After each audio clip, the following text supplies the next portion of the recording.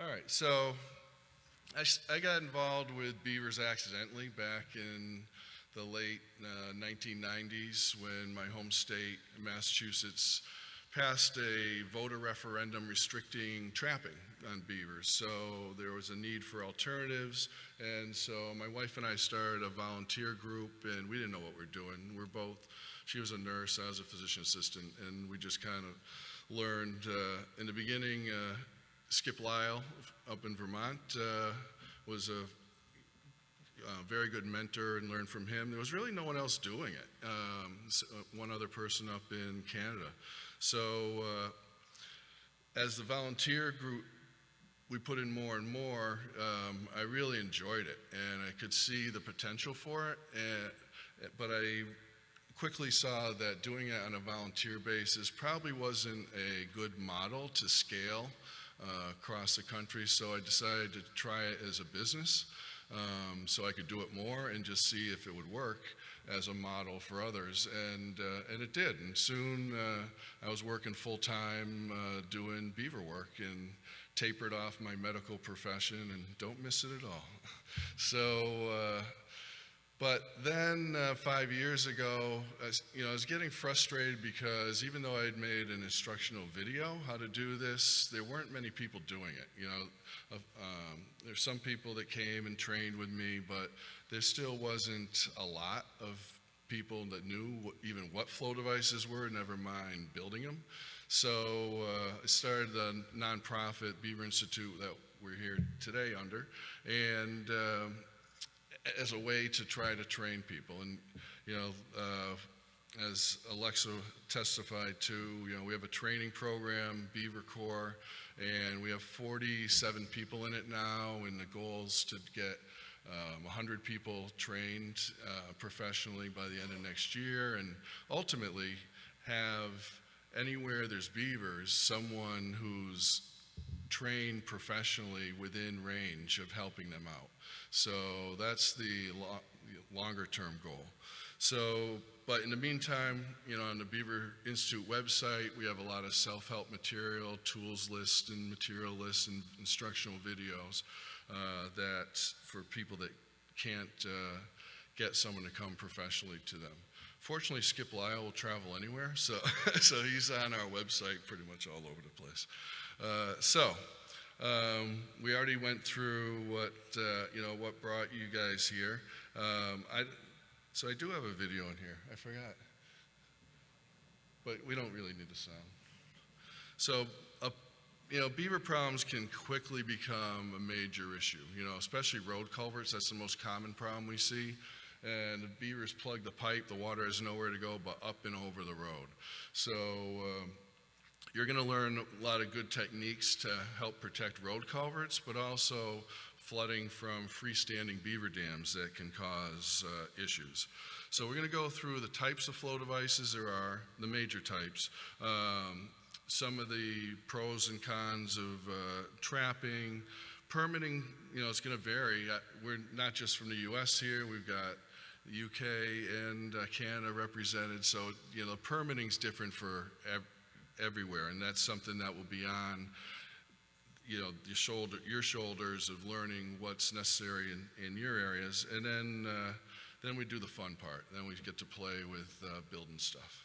So to give a little background, let's go back in time, and you'll see tomorrow a skull replica of a giant beaver, and beavers have been around for millions of years.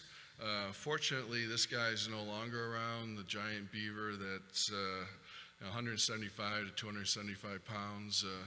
I don't think John over here who works with me at Beaver Solutions or I would be too keen on dealing with those. But,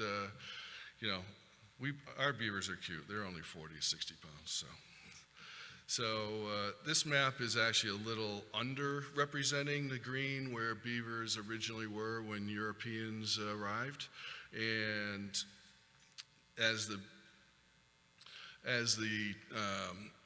Europeans moved across the continent, the trappers were the first ones. And as you may know, they kind of left beaver desert in their wake, which we're still dealing with now.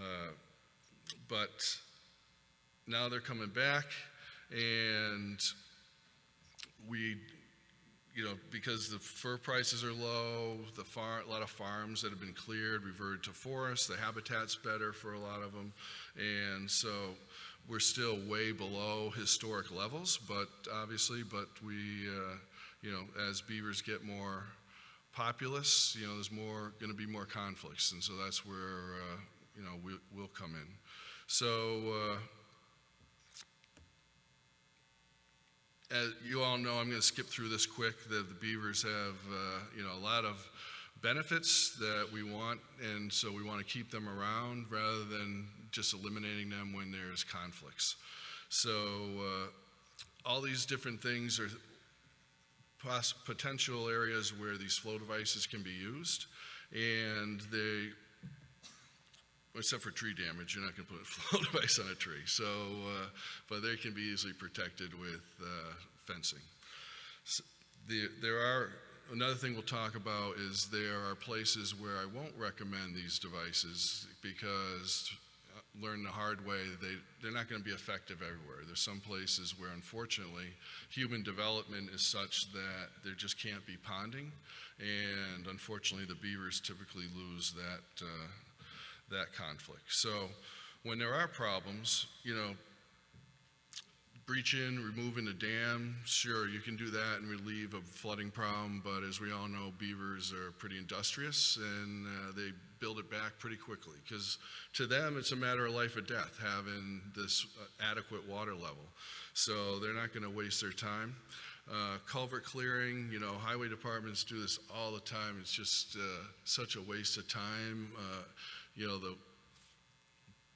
Some of them will put screens in front of the culvert, which makes it easier, but they still have to go out there every couple days or so, and if they don't get it out there and it's clogged up and there's a big storm, they can lose the road. So, the short-term solutions, sure, but you better have a better option other than just those, clearing the dam.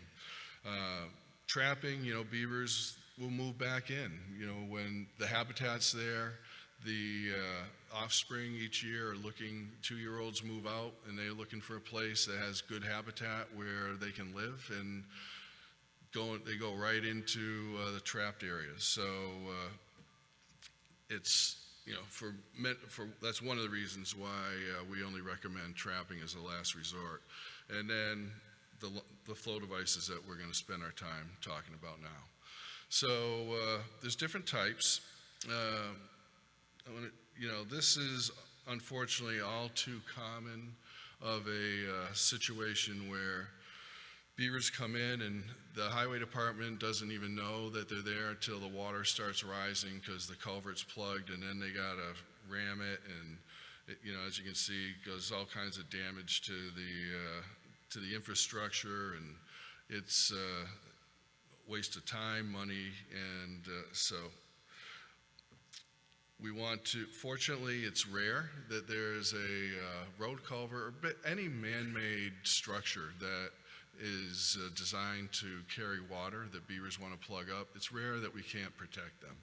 So that's the good news. It's some of the harder ones are the freestanding dams where we have the development that's close to that. The benefits of the flow devices, it's going to save a lot of time and energy when people have a device in that's going to be a long-term solution. It's going to save them money. We did a study we'll talk about in a bit that showed that taxpayers were saved a lot of money when we use flow devices versus removing the beavers. It's obviously environmentally better option to keep the beavers around, and they're really, all these devices that you're going to learn today typically don't require more than an hour of maintenance per year. So there's exceptions, but in general, there's very little maintenance that you need to do for these devices. So that's another upsell, important reason for people to do these. So I'm going to cover the 4 most common devices that we use, the starter dam, sometimes called diversion dam, very similar to a BDA, culvert fence, the pond leveler. The pond leveler is for freestanding dams, and then the fence and pipe system. 1, 2, and 4 are good for protecting man-made structures, whereas number 3, the pond leveler, is for freestanding dams. So let's go start with the starter dam.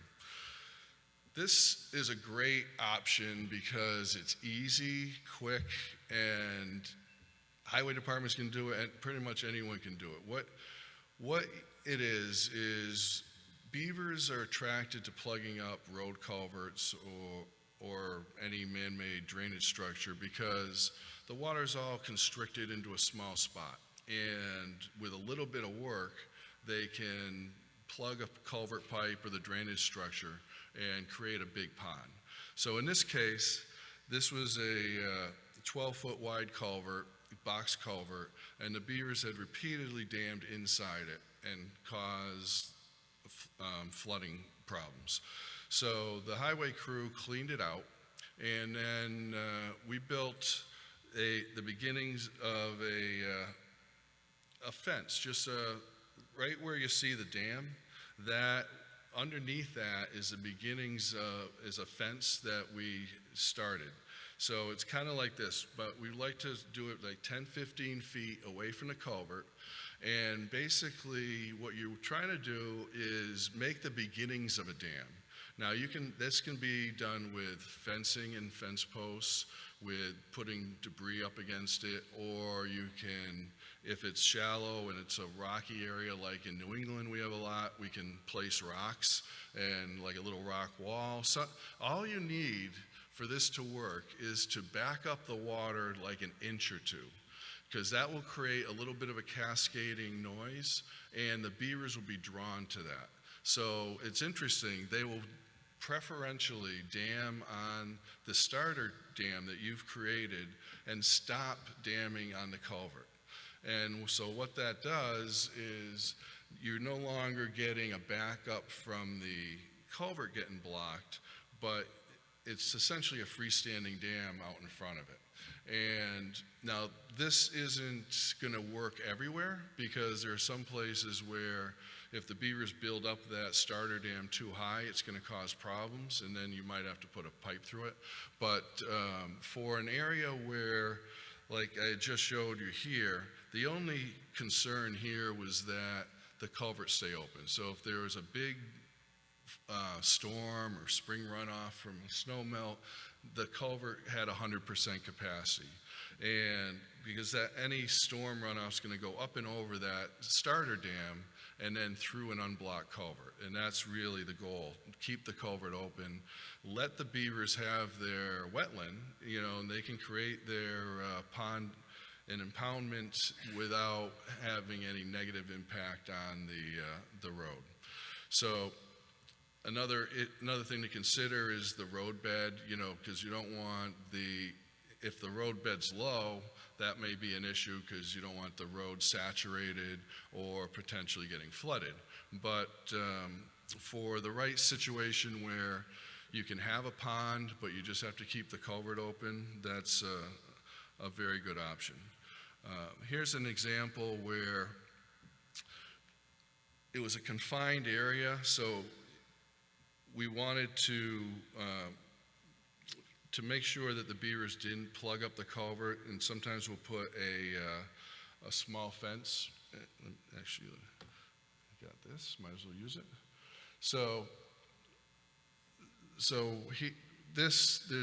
You can't really see it, there's a wildlife passage here, but this is more work for the beavers to dam on this than the rocks that we placed up here blocking the stream flow. And sure enough, what the beavers did was they built this dam up here, they left the culvert alone, and so once again, big storms could go up and over the culvert, over the dam and through an unblocked culvert. Here's an example where you can see in the culvert, actually the stain the stain marks where the water had been high for quite a while. The highway department finally cleaned that out, and then that drained this area out, so we put that fence out in front, a little taller than we normally do now. This was, you just needed a foot or so tall, and then the beavers, sure enough, went crazy damming on it, and in a short period of time, this is what we had. They just dammed right up and over, and again, this was an area where there weren't any issues for abutters, so it was fine that they had this dam.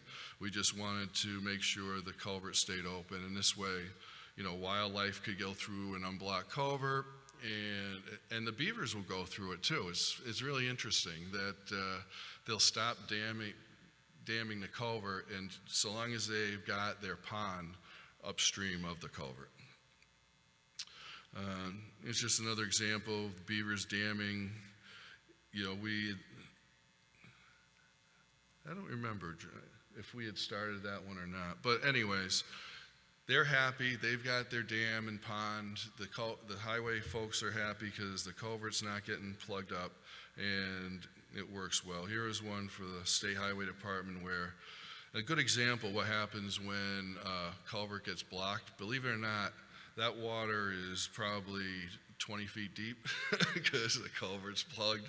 And once they opened it up, we put this fence down that you can see down there, and the beavers dammed on it a little bit, but really kind of left it alone. This is what it looked like, several years later. I just saw this 2 weeks ago, and it almost looks the same. It's been there for 5 or 6 years. And over on the right side, you'll see how, we blocked the stream there, but we have this fence going up here. And what that's for is just to discourage the beavers from just zipping around the fence and plugging up the culvert. This forces them up on land, and they'll do that. They'll go up on land, but they don't like to bring damming materials up on land. So that will allow them, the turtles and other animals, to bypass the fence, but generally they won't mess with your culvert. I say generally because not all the beavers get the memo, and probably 1 out of 5 times we do this, a beaver will go around the fence and continue to plug the culvert and not dam on the fence. So what we like to do is within the first week or two, go back and take a look and see if the beavers are following the game plan or not. And if they're not, obviously we're going to pull out whatever they're putting in the inlet of the culvert and placing it on the outside of the fence. And then they usually get the clue that, okay, this is the better place to dam, and they'll dam on the fence. But it is a good idea to keep an eye on these for a while, just to make sure that the beavers are complying. So, oh, I forgot I had that slide. And yeah, so any questions about the starter dams? In some of the photos, you had another fence structure closer to the culvert behind the starter dam. Are you doing that every time, or is that like a case-by-case thing? Actually, John, why don't you take it? Yeah, everything is a case-by-case, but John does most of the installs now, so I put you on the spot, John. Yeah, so it kind of depends on the situation, like you were saying, but normally we don't need that fence structure. It's actually tomorrow when I do my presentation, I'm going to have a few situations where I'll show you. All we did was put in the diversion dam in front of the culvert, and once you put that dam on, we'll oftentimes add chicken wire or smaller mesh to the fence as well, and that catches almost everything that goes through. And then they just start building on that fence, and we'll be happy with that. Yeah, it's a lot of times, it's a really good question because I'm not always sure. So that's one of the reasons I asked John to answer first so I could think about it. Yeah,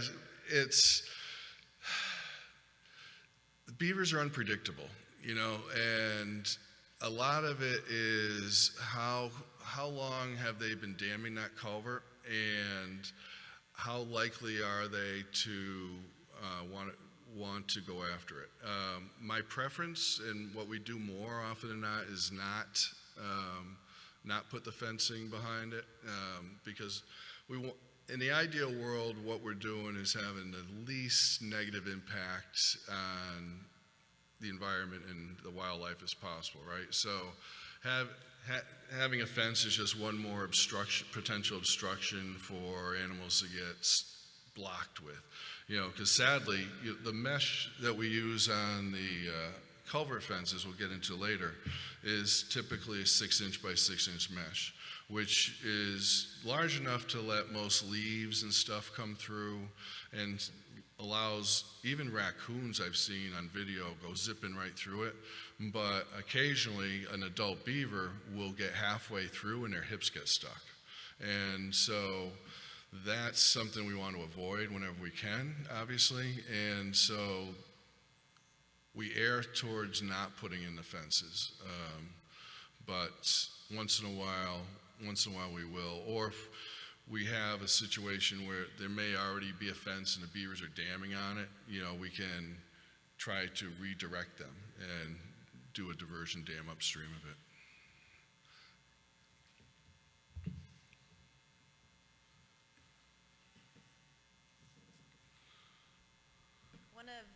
One of the things that I didn't hear mentioned was also the risk to infrastructure that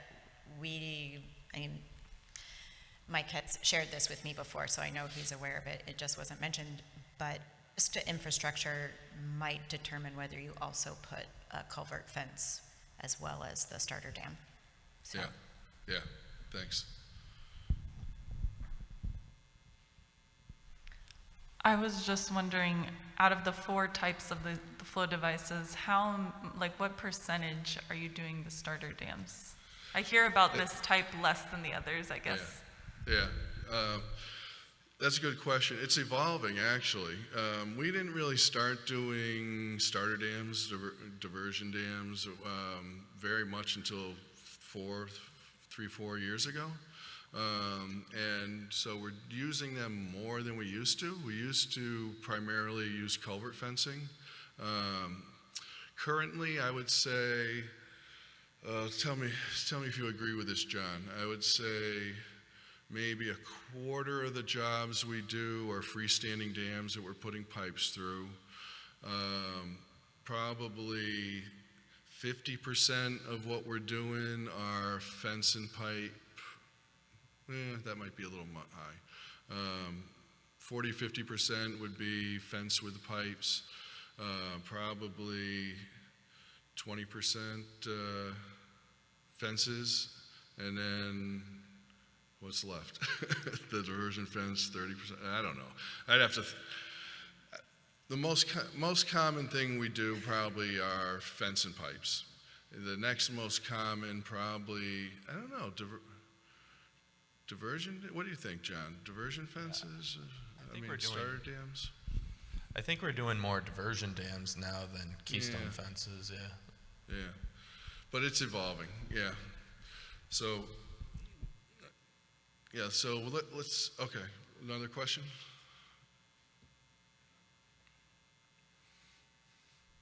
I'm not sure if this is getting too technical, but I am guessing that you need not worry about like an invert of these dams to try and keep the water in the bow leg, so that when we build weirs, for example, you always kind of tie into the bank. So when you're doing these dams, because they're porous, does it not matter? You just let things catch and let the beaver create it, so you don't have to maintain anything to try and keep the flow within the channel, or more, I guess, centered? I'm having a hard time hearing questions up here, but I think you're asking if when we do this, are we trying to keep the flow in the middle? Is that something you have to keep an eye on, or?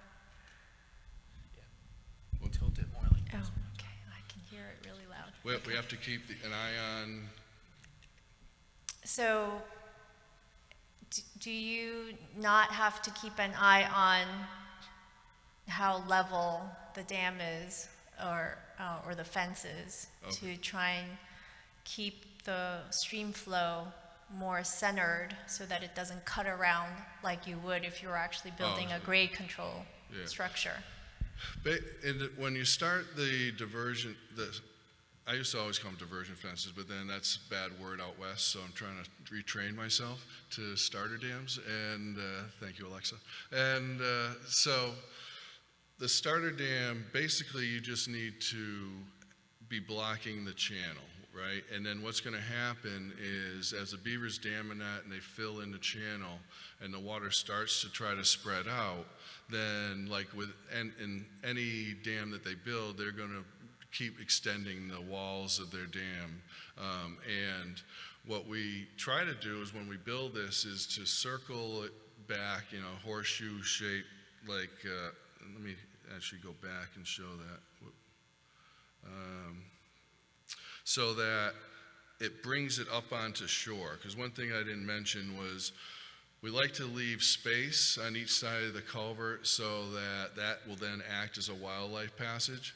And then the water's just going to spread out depending on the topography, whatever way it goes, but it's all going to be flowing evenly over the top of whatever they build.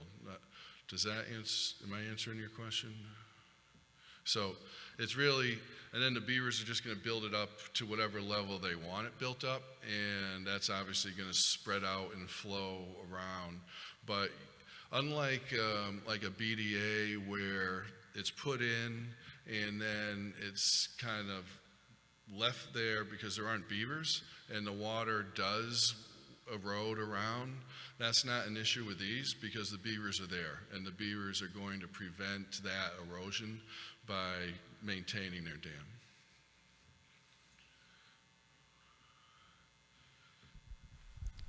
I think for clarification, in my mind, it's always the landscape where you have the opportunity to let the beavers do their ponding, and that determines what device you'll likely start with. So if the landowner can tolerate the ponding and you don't have to keep the stream in the channel, then this is a great way to go because then you get the benefits of beavers on the landscape. When you can't, or the landowner doesn't want to tolerate the ponding, then you're at least keeping beavers from being removed with a culvert and fence and pipe device. So it's really the landowner's tolerance or willingness. Yeah, good point, thank you. All right, let's move on to culvert fences. So another way to protect a culvert or drainage structure is fencing. So what the fencing does is essentially take what's the easiest place for the beavers to dam and turns it into the hardest. Because as we said before, a culvert pipe through a road bed is like a hole in a dam to the beaver, so it's only a little bit of work to make the entire road bed a dam. So that's why they're drawn to that. So what this does is it takes that tendency of beavers and flips it so that now instead of plugging up a 2 or 3 or 4 foot, whatever wide culvert is under the road, they now have to dam around the entire perimeter of a fence.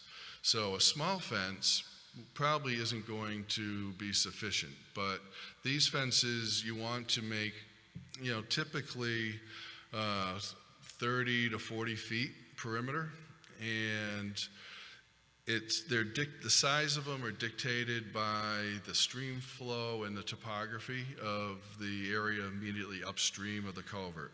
So let me give you an example.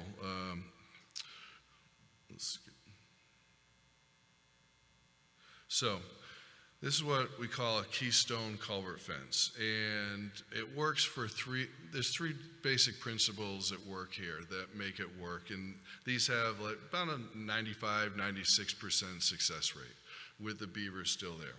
And so even beavers that have been plugging up a culvert repeatedly and continually cleared, You put this on, and then it's like, oh, almost always they'll stop damming on it. Now, if they're really motivated, they're going to dam where the flow and the sound of the water movement is the greatest. So that is going to be right at the culvert. So they would always typically start damming right in here and then working their way out. So first, they've got this long perimeter. We talked about 30, 40 feet. Then the fence is forcing them to dam away from the culvert. They want to go this way, but it's forcing them that way. So that discourages them. And then the third reason is, as you can see, if they are determined and they're damming on the fence, the further out they go, the wider the opening's becoming. So what happens is that more water is coming from this way and less from the sides, the wider the opening. And so there's less stimulus of the water flow through the side of the fence, and so that also discourages them. Typically, you're going to want to have the length of the fence on the side 12 feet minimum. 12 is usually sufficient to be enough of a deterrent for them to stop before they get to the corner. If I've seen people put them in like half this size, and if the beavers sense that it can get to the corner, it'll go all the way around it, and you're screwed. So you really want to have enough of a perimeter that A, it discourages the beavers, plus a larger perimeter is going to diffuse the flow more and make leaves and other floated debris not accumulate as quickly. Typically, depending on the site, we'll clean these off of floated debris 2 to 4 times a year. The higher the flow, the more velocity of the stream, the quicker leaves and debris will build up, and so that might be 4 times a year. There are other areas where, say, they had a beaver dam upstream here, and that is kind of catching a lot of the debris. Those may only need to get cleaned off, check in the spring and the fall. But it's a case-by-case thing as far as how frequently, but they do have to be cleaned off. If they're not, then this debris will build up, and the beavers are then going to say, oh, we can dam on this. We just say, it's like a starter dam, just a bigger one, and they'll dam on it. So you don't want debris building up, and then, because then you lose your deterrent of them having to go along the whole length of the fence to dam it. Does that make sense? Why don't you just yell and I'll repeat it into here. All right, hold on. We're going to get the microphone to you. Sorry about that.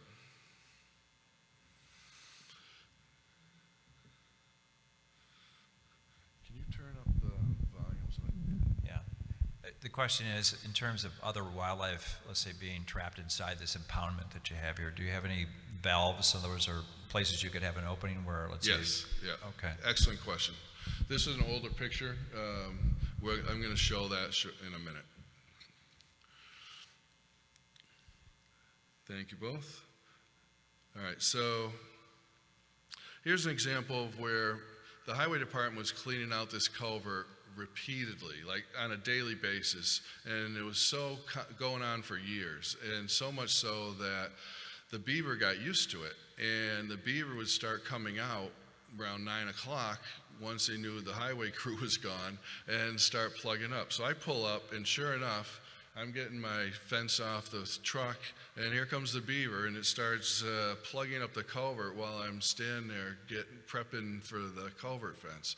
And then this fence went in, and nothing. It didn't even try damming on it, because what happened was there was this place immediately upstream that was kind of a natural pinch point, and that was then a much easier place for them to dam, and they just dammed up there.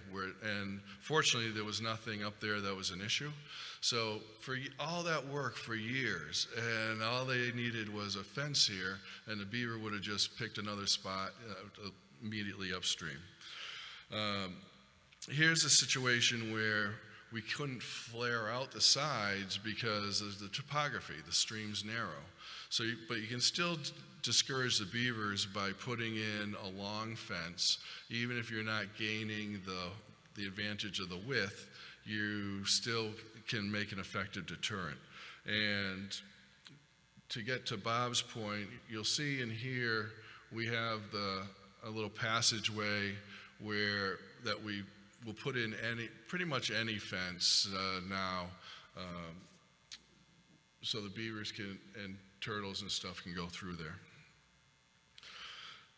This fence was interesting because there are 3 of these culverts side by side. And so this is showing 3 different ways that you can facilitate wildlife passage with these fences. The first one is over on the right side. There's that passageway. There's another up here, if you can see it. There's a hole cut in the fence, and we take a scrap piece of fence with loose zip ties and hang it down, and it acts as a one-way door. So if anything's coming up from downstream and they push against it, they can keep going upstream. It doesn't facilitate beavers or any animals going downstream, but it's a nice escape hatch if the animal doesn't see the side passage and continues on, which they sometimes will. It can then push out and get out that way. If the animal's on the upstream side of the fence, well, then it will just work its way around the fence until it gets to the passageway.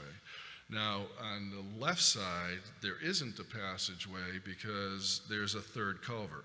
So leaving one culvert unblocked is another way to facilitate wildlife passage. So that's nice. When you have more than one culvert, what we do is it's hard to see here, but we put a little fence, like a starter dam, in front of that. And so the beavers they can dam on that, but it's not going to raise the water level because these culverts are being kept open by the large fence. So it's a nice trick to be able to have an easier way for wildlife to get through. So as long as you're controlling the water level with the fence on one culvert, you're really controlling it on both. We'll put fencing on the back side of this culvert so nothing tries coming up this way. This is just in case it did. Well, actually, but we keep both sides of this culvert essentially open so that then becomes the main corridor for wildlife passage. Here's an overhead view of one where, again, they can just go up this ramp and up and over this way. And it really surprises me that beavers will just kind of say, okay, we're not going to plug the culvert anymore. We're fortunate that way because we can really minimize a lot of roadkill thanks to that tendency. This one, hopefully, let's see if that plays. Yeah, so you can see how even though it's an incline, they navigate it pretty well.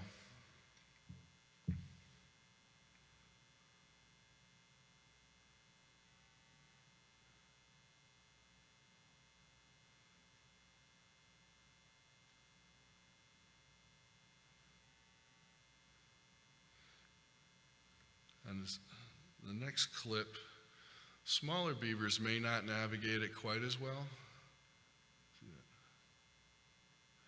but they learn. So watch the next clip. See you taking a ride? Yeah. Beavers do learn. This was an interesting one where these beavers were every day and night. I mean, sometimes in a day, yeah. It was like, even though it was kind of hard, that underneath that kind of eroded, but even though it was a little bouncy, they still, every day were going back and forth and never really caused any issues. So it's, we've seen all kinds of animals using these passageways too, which is cool. All right, John, you ready? Any more questions about the culvert fences? I think I mentioned we typically will use 6-inch by 6-inch mesh. The smaller 4 by 4-inch mesh tends to clog up too easily with leaves. And the 6 by 8-inch mesh, I've seen beavers go right through with damming material, so that makes me nervous. Some places that's all you can get. And I know a lot of people have used the 6-inch by 8-inch mesh with reported good success, but I got burnt on it a couple times, so I'm leery of using that on culvert fences. Any questions? Okay, cool. All right, so now let's talk about pond leveler pipes, because those are our main tool for dealing with freestanding beaver dams and flooding.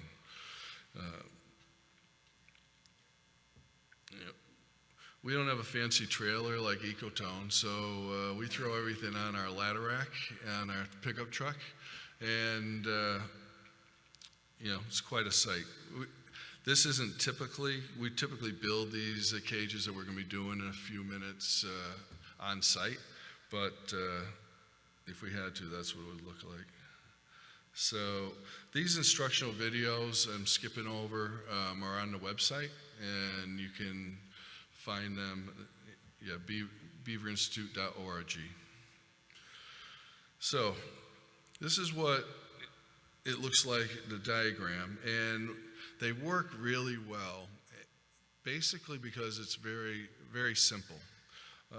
What we're doing is we're putting this pipe through a dam to create a permanent leak, and we're setting the pipe at the level that we want the pond to be at.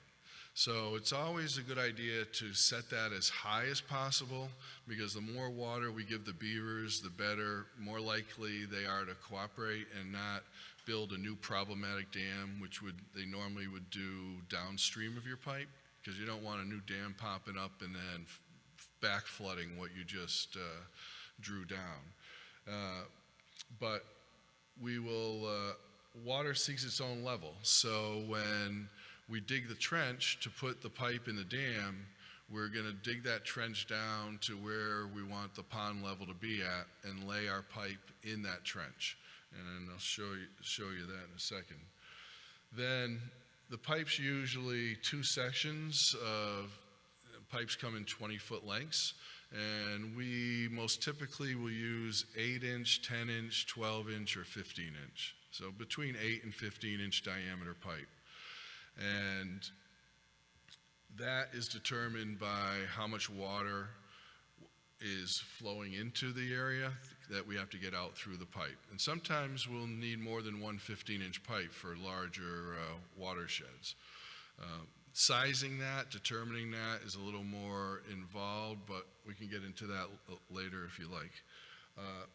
The reason that beavers don't plug up these pipes is all on this end. This caging that we put on the intake end that we're going to be building here keeps the beaver, when it swims by, far enough away from the flow into the pipe that they don't feel or hear any water flowing. So when they swim by, they don't realize that there's a pipe in the middle that is drawing out water. They can hear the water escaping on the backside of the dam, but they'll just add mud to this dam, so over time, this dam tends to get wider because they know water's escaping, they're trying to find the leak, but it doesn't do them any good. Sometimes if you have to be careful that the beavers, they prefer to stay on the pond side, but sometimes they'll come around, and so you typically want to protect the outflow end of the pipe with covering it over with sticks or even building some small fencing that will prevent them from stuffing sticks into that end of the pipe. It's funny, it's not something they commonly do, but they do it enough where you don't want to leave a pipe unprotected. So we will build these on site. The caging will attach the pipes, what we're going to do shortly, and then those green pipes are just homemade pontoons that we temporarily tie the cage to, and we float it out to the deep spot of the pond. We want, you know, as I said, the pipe is going to dictate the level that the pond is at. You know, it may rise up a little bit during heavy storms if it exceeds the pipe capacity, but then the pipe will draw it back down to the desired level. If you really don't want much fluctuation in the pond level, then oversizing the pipe makes a lot of sense. You can't go wrong with too big of a pipe. You can go wrong if it's too small, because the way these pipes control the pond level is they prevent the beavers from raising up the height of the dam. Beavers typically will only raise the height of their dam if water's going over the top of it. So if your pipe is able to draw the water down below the top of the dam most of the time, then they stop raising the height of the dam. And if you get a big storm and it runs over temporarily for a day or two, they might be able to add to the top of the dam, but when the runoff slows down, your pipe brings it back down. So you have a little bit of fluctuation, but not much. So one key for making sure, before I'll recommend putting in a pipe, is, as I mentioned before, we don't want the beavers to detect the flow of water flowing through that fence. So we generally need a minimum of 3 feet of water depth out there, because we want enough surface area of that fence submerged so that they don't detect it. The shallower the water, the less surface area submerged, and so the more you might be able to detect the flow into it. Typically a 5-foot diameter cage out there will be sufficient for pipes up to 12-inch diameter. If it's a 15-inch pipe, we typically will make a 6-foot diameter cage. And those sizes are plenty enough to hide the flow. Here's an example of where an access road had about almost 3 feet of water on top of it, and they needed to be able to maintain the transmission line. So we put in the pipe and drew it down, as you can see, quite a bit on the dam. And so we went from this, you know, after they regraded it, to this. But that, you know, we pulled the water right off of the road. The one thing I'll say about this site, and this reason I'm showing this, is when you have freestanding dams, in our experience, and it may differ in different regions, but we can usually drop the water by a foot without the beavers getting too antsy. The more we drop the water level, the more antsy they're going to get, because their pond's shrinking considerably, and the more likely they are to build a downstream dam. So in this case, we had to drop the water over 2 feet, close to 3, and we just knew that the beavers wouldn't tolerate that, and so we had to trap the beavers out first, because they would have just built more dams behind it. And then we still put in the pipe because we knew the habitats here and new beavers were going to move in. So what's the thinking is that the new beavers don't have the memory of the high water from before, and it's interesting that they're much more likely to tolerate a smaller pond than the original beavers. So it's unfortunate. We don't like to remove the beavers, but if they call us too late and we have to draw it down that much, so sometimes it's all we can do. But then at least, you know, this site we've been working at for over 10 years and have actually replaced the fencing because this, when did you replace that? This year or last year? Yeah, this May. We replaced that fencing because it was starting to get corroded. It had been like 10 years. And so it's, yeah, oh, and in the winter, in climates where it freezes, what's nice is that there's usually water flowing in a system all the time, and we've never had the corrugated black pipe crack, and they'll flow all winter long, even in really cold conditions, so long as there's, you know, water coming through the stream that it's coming in, it'll go out. You can get some very nice ice sculptures on the outflow end, but the water typically will keep going. All right, John. So you basically keep in mind you need to have enough depth, and that sometimes will be the limiting factor where we can or cannot use the pipe. Yes, Alexa. Thanks for the awesome photos. Those are always good to see. I'm more of a comment. When I did my first pond leveler with Mike, we did need to bring the water down about 2 feet. We ended up bringing it a little less than 2 feet, but we did it in phases. In the first phase, we did about 8 inches and gave the beavers a week to respond, and then did another 8 to 10. And they ended up living with it just fine, but we did remove the freeboard of the dam with each lowering. So it kind of took away the memory, at least at the dam face. You can't change the whole pond, you know, but quickly grasses and other riparian veg take over that wet, muddy area that is revealed. But removing that freeboard may have been one of the things that discouraged them from really going after the flow device. But we also had deep water where the cage was. So a lot of our sites, we don't have that deep water, so it's really hard to put flow devices in some of these sites. But yeah, just removing the freeboard, I think that makes a big difference. Alexa, but how long did you wait between times when you dropped it? I missed Only that. about a week, because Oh, wow. we were working in the anadromous zone, and we only have the month of July to work in the anadromous zone where we are. So we couldn't give it more time. But I'm not saying that it wouldn't work to wait longer if the landowner was tolerant of that, but we just didn't have that time, and that's the only place we've done that so far, such a large drop in surface water elevation. Cool. Any other questions on the pipes? No? For the lady who was speaking. You said you would, after 8 inches, you would drop the freeboard? What does that mean? Freeboard, I didn't know what.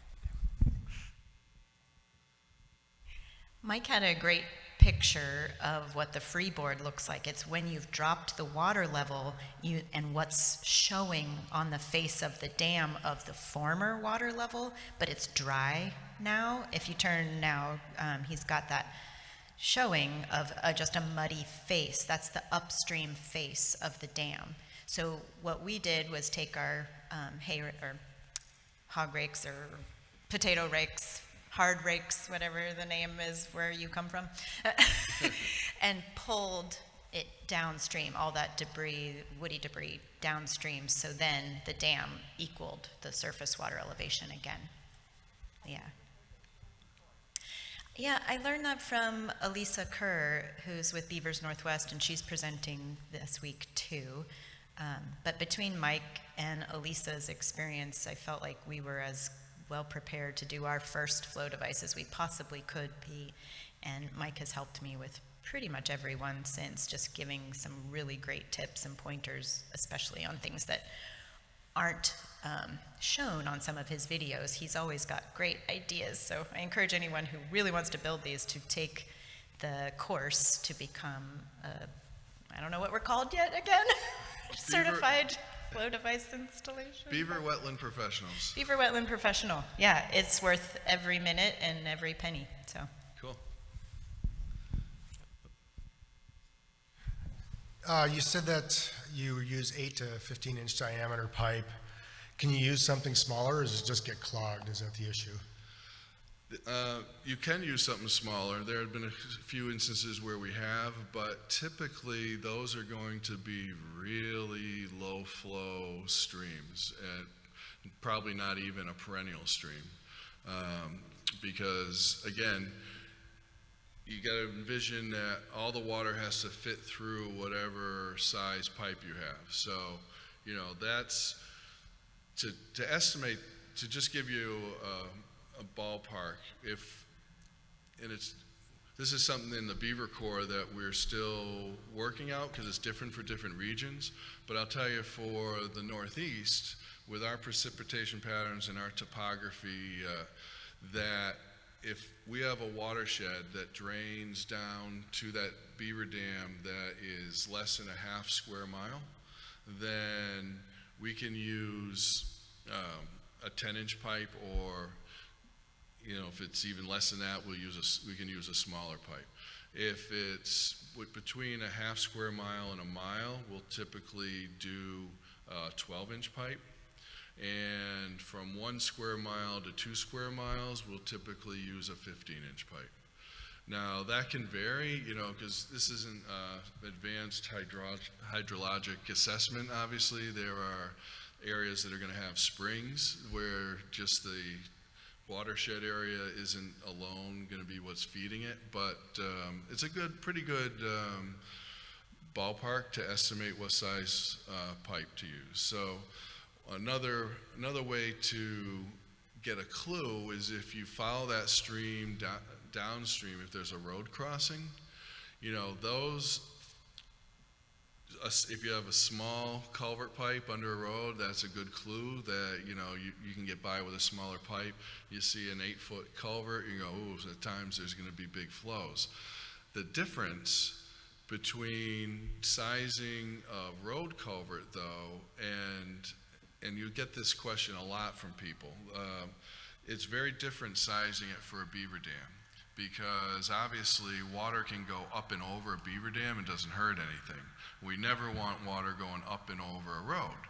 So those culvert pipes have to be sized for 50, 100-year storms, whereas ours don't. Ours have to be sized to handle the flow 95% of the time, not all the time. So, you know, it can occasionally overtop and we're not worried about it. Second question is, what do we do when it's less than the 3-foot depth to keep the beavers from hearing the sound? That's a hard one. You know, that if the water depth is less than 3 feet, if it's a pretty heavy flow stream, it's often a situation where I'll say I can't use a pipe. You know, the beavers might have to be removed. However, if it's a smaller stream, we do have a technique called multi-intake leveler. It's like this pond leveler. I wasn't going to get in today because we don't use it very often, but you should know the idea. The idea is instead of having all the water go into one pipe, we'll have a smaller pipe feeding the bigger pipe, so that now we have 2 places where water's going in. So say we needed a 12-inch pipe to handle the watershed. So we put a pond leveler with a 12-inch pipe through the dam, but then we add another one with like an 8 or 10-inch pipe that feeds through that and dumps into the 12-inch pipe. So now the inflow into the pipes is spread out in a couple areas, and you can maybe get by in a shallower situation. That's more of a pain to install, and it's limited in far as how often you can use it, but it is a technique that we've used. Good questions, thank you, and comments. Oh, one more from Alexa. Oh, one more here. Just in case it doesn't come up later, we did do one multi-intake device, and what we ended up doing was changing the shape of the cage that protects the intake, as well as the middle hole in the pipe. And I'm not sure if Mike would totally agree with this, but I'd love to hear more about it. It's working thus far. It's a seasonal, where I live, stream flow is very seasonal, and we have snow melt, high flows in the spring and early summer, and then quite low until about November, where rains and early snow melt can bring the stream levels back up. But what we did was put a hole on the bottom of the pipe in the center cage and kept it really low. We don't have a lot of sediment or a lot of movement of debris in that zone at low flows, and then made the cage cylindrical and on its side, and then reinforced it so it wouldn't get smashed by ice from the inside with more caging. It was quite the art form afterwards. But thus far it's working. It doesn't stick out of the water, even though it's only about 2.5 feet of water. Neither one of the cages stick out of the water. And the beavers haven't tuned into it yet. It's been installed. This will be its third summer in. So yeah, I think that's one of the cool things about Beaver Core too, is we try to share our installs and whether they've been successful or not, and especially the not ones are the most helpful, even though they're embarrassing, but it's the most helpful to learn from. Cool. All right, one more question, and then I'm going to get moving because I'm noticing it's getting a little late. I want to have enough time for hands-on stuff. So yeah, go ahead. Yes, so if it is shallow, do you ever put in multiple pond levelers? You know, like have 2 8-inch pipes instead of, you know, a 15 or 16-inch pipe? You could, yeah, you could. You could have them all like a multi-intake where they go into each other, or you, so long as it ended up being enough pipe capacity, yeah, because your point is a good one, that the smaller the pipe, the less depth you can usually get by in. If you want to have the pipe at least 12 inches below the surface of the water, because otherwise when it's flowing well, you can get a whirlpool forming, and that sound might attract the beavers to the cage and have them dam on it. So, but yeah, to comment about what Alexa said, it's a good point that, you know, I'm showing you one way to build these fences, but there's nothing magical about it. What is, the only thing you need to remember really is whatever you build, it has to be built in a way so that when its pipe is flowing full, the beavers aren't going to feel or hear the water flowing. And so, you know, I used to make them cube shaped, you know, now we have flat tops, we used to have dome shapes, you know, because that's more of a materials situation, why we changed the design. But yeah, so long as you stick to the principle of trying to make sure the beavers don't have a way to detect the flow of water into your pipe, it doesn't matter what, you know, shape it, you know, or how it looks. All right, so thank you for the good questions and comments. Let's hit our last type of device, and this is the fence and pipe device, where we combine a fence with a pipe to protect a man-made structure. And this is, I guess the starter dams are my favorite, but this one probably has the most applications of when we can use it. So what we're doing is we're building a fence that will keep the beaver damming away from the culvert, you know, like kind of like a starter dam, really. And then we are running a pond leveler through it and setting the outflow of our pipe at a level where we're going to have at least 3 feet of depth out at the intake. So obviously you can only use this in a situation where you can have ponding of 3 feet or more out upstream of the culvert. You know, if it's a situation where you can't have that much depth because it's going to have some negative impacts, then you might have to go with culvert fence, because the culvert fence will essentially keep the water level at the design level of the structure. The downside, though, is you don't know where the beavers are going to dam next. So if they can't dam the culvert anymore, you know, and they want to live there, they're going to pick probably a place immediately upstream to dam, and then you have no control over that. So what's nice about this device is we're encouraging the beavers to dam right on our fence, where we can control it easily so that it doesn't get too high and cause problems. So we will set the outlet of our pipe as high as we can while giving room for any abutters so they don't have any issues. So the fencing can be as small as like 3 feet out from the culvert. It doesn't have to be as far out as a diversion fence, because the fence is going to keep the damming from the sticks from really getting inside the culvert. That's the main reason with the starter dam that we like 10 to 15 feet, so as they push sticks over the backside of our starter dam, they're not going into the culvert. But here we want to, since we're having a fence, that's really excluding that from happening. So you'll see here the damming's all staying on the outside, the pond lever's out there, there's a pipe that's discharging inside, and in this case we set it right at the culvert level because we had enough depth up at where the intake was, and the goal was to keep it at the design level. But if we had a different situation, sometimes we'll cut the hole up here and have the pipe discharging higher and let the beavers dam higher on the fence and create more of a wetland. So we always try to maximize the wetland acreage that the beavers can create for a variety of reasons, but it's also in our best interest, because the happier they are, the less trouble they're going to cause us elsewhere. So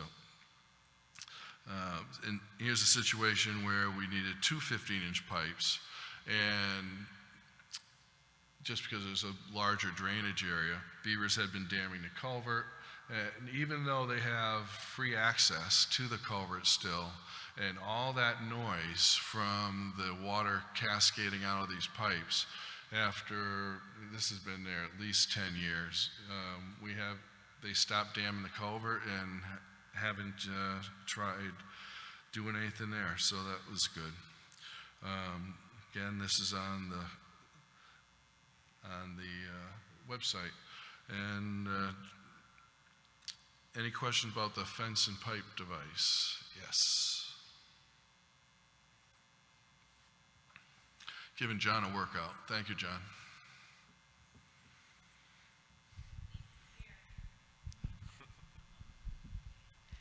Hi, my question relates to all 4 of the devices, and just going back to the anadromous zone that Alexa mentioned, you haven't really mentioned fish passage in terms of building fences within the water columns, and I was wondering if all of your streams have anadromous migrating fish and what steps you would take with your fence building to accommodate them. Yeah, thanks for asking that. So fish passage with fences aren't good, typically. Although the 6-inch, like coho salmon will go through the 6-inch fence but it's better to have, I think typically you're using 6 by 8-inch fence for that, right, Alexa? The best option is the starter dam if you can use it, because then the fish are facing is just a natural dam. There's no fencing that's going to be in the way, and so for migrating fish, that's ideal. For situations where you need to have a fence, say with a fence and pipe, that we did some work, and Alexa has actually successfully installed a Snohomish pond leveler. And what that is it's the flexible pond leveler with adaptations on both ends of it.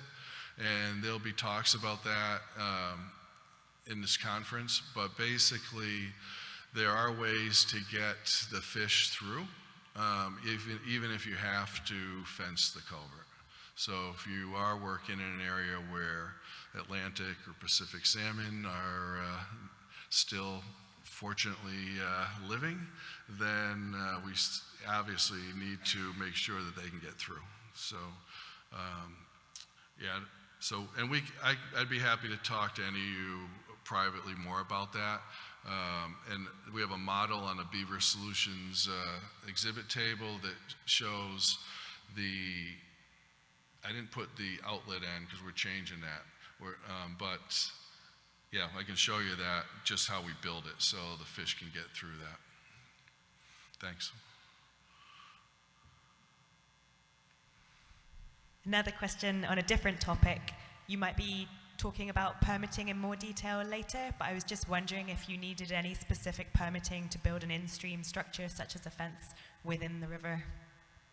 Oh yeah. It can, depending on where you are, permitting can be almost nothing or it can be a total nightmare. So yeah, that's really it.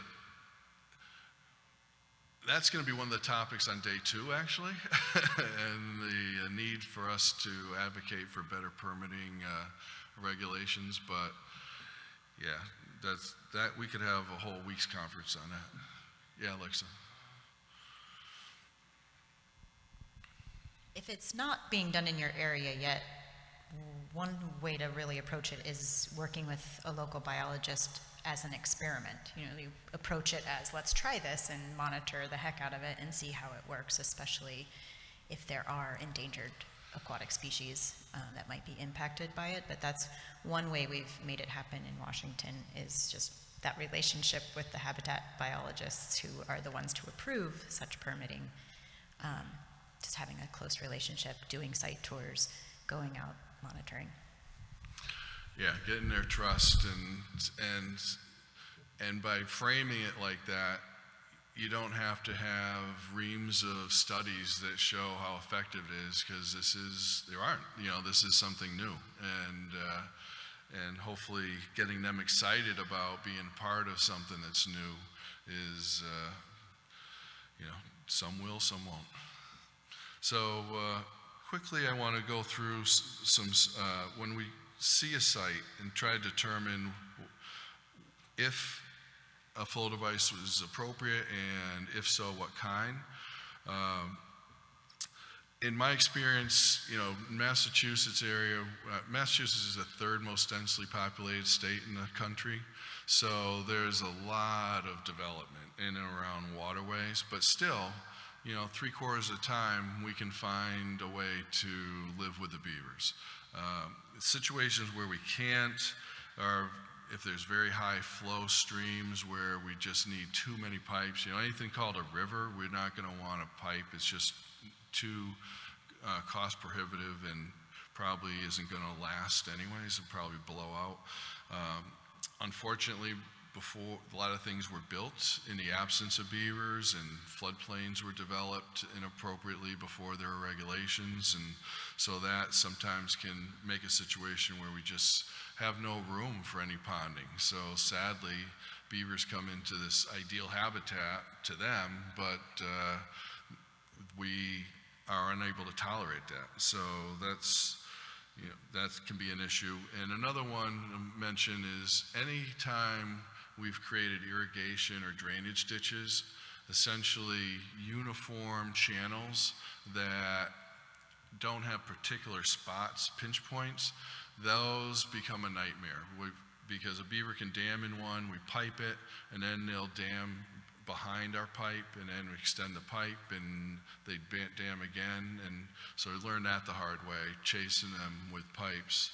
And so often those you know, canals or drainage ditches aren't going to be good sites for putting in devices. And beavers, like many mammals, can carry giardia, cryptosporidium, which they want to make sure it doesn't get in a public water supply. And unfortunately, beavers often take the rap, even though there's plenty of other animals that carry that. Real quickly, beaver trapping, depending on where you are, might be legal to relocate, may not be. Most places here on the East Coast, you can't relocate. So if beavers get trapped, they have to be killed. Here's an example of, believe it or not, there's a septic system underneath that water. So this is unfortunately one of those situations where a floodplain was developed and we just can't have any ponding. So the live catch traps for relocating, Alexa's expert on that. Hancock or Bailey traps, you can capture them live and move them. The conibear trap is what fur trappers typically use to kill the beavers.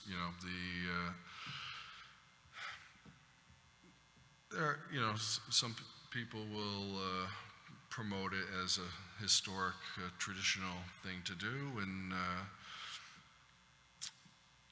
maybe utilizing the fur, and if someone traps themselves, it might save them money, but we're all aware of the many downsides of trapping, which is why we try to avoid that. Permits, it could be federal, state, county, local, it's can be a gamut of things to deal with, which sadly gets in the way sometimes of doing the right thing. Like in my state, it's easier to get permission to kill the beavers than it is to get permission to live with them. It's just totally backwards. But that's something we have to deal with. And hopefully, as we educate more policymakers and the public, that will change. These are the typical costs for us, but it's going to vary depending on where you live, what your material and labor costs are. But typically, $2,500 down to, $500 or so. So maintenance, we talked about for the fencing, I like to clean them off 2 to 4 times a year. The pond leveler pipes through a dam only really need to be looked at once a year. There's usually very little that you need to do because that caging out in the pond doesn't trap any leaves or anything, unlike a culvert fence where the water is flowing through it. Out there's no discernible flow, so anything that floats up against it floats away.